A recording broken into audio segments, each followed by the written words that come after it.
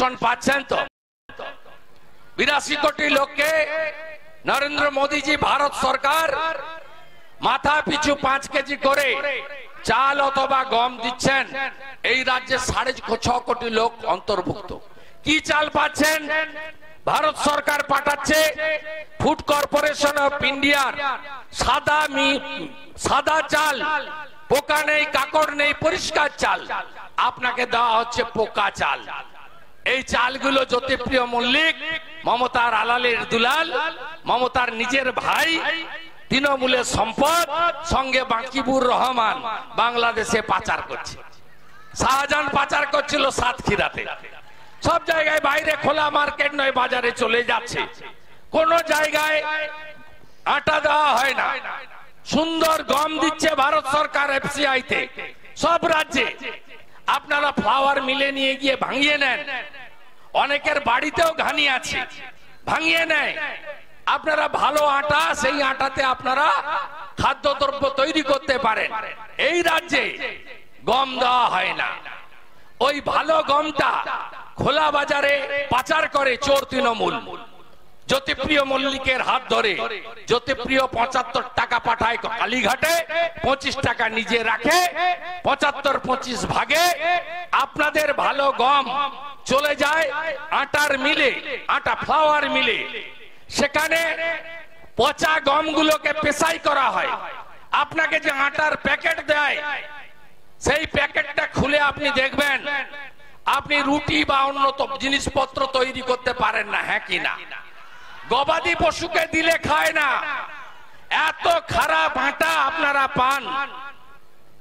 দিল্লি থেকে আসে, মাঝখান থেকে লুট করে, আর একটা বস্তায় আপনাদেরকে চাল দেয়, একটা বস্তায় আটা দেয়। সেখানে ছোট ছোট করে ইংরেজিতে লিখে প্রধানমন্ত্রীর PM এ মন্ত্রীর M, অন্ন সুরক্ষা যোজনার এ, ছোট ছোট করে ইংরেজিতে, যাতে কেউ বুঝতে না পারে। উপরে একটা বড় হাঁড়ি থাকে, হাঁড়ি চিহ্নে ভোট দিন, মমতা ব্যানার্জির চিহ্ন। সেই হাঁড়ির নিচে লেখা আছে খাদ্য সাথী, স্টিকার পিসির ঢপের চপ। আমি বিরোধী দলনেতা হওয়ার পরে প্রথমে প্রধানমন্ত্রী আবাস যোজনা লিখিয়েছি কান মূলে। আগে লিখছিল বাংলা আবাস যোজনা। ছবি পাঠাবেন, ওই ভিডিওকে দিয়েই পৌঁছাবো। তারপরে প্রধানমন্ত্রী গ্রাম সড়ক যোজনা, সেখানে লিখতো বাংলা গ্রামীণ সড়ক যোজনা। ওটাও পুছিয়েছি। 17টা টিম এসেছে আমার অভিযোগের ভিত্তিতে। 3 বছর ধরে লড়াই করেছি ইঞ্চিতে ইঞ্চিতে।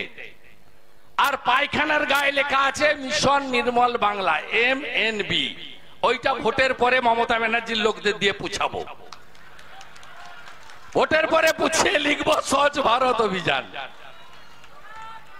এই ঢপবাজ ধাপ্পাবাজ তৃণমূল, একে উপড়ে ফেলতে হবে লোকসভা ভোটে। বাকি তো বিধানসভা 1.5 বছর অপেক্ষা করতে হবে না। বিশ্বাস করেন তো আমাকে? যা বলি তাই করি তো? কেষ্টমন্ডল আছে নাকি বাজারে? আছে? কি বলতো ভোট হলে? এরা দেখাতো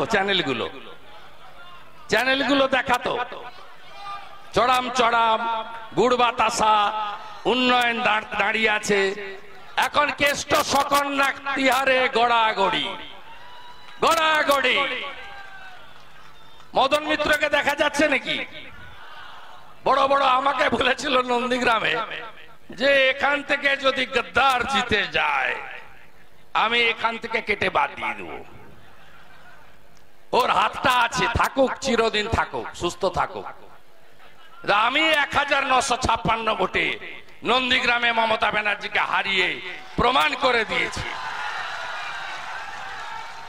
তাই জোট বাঁধুন।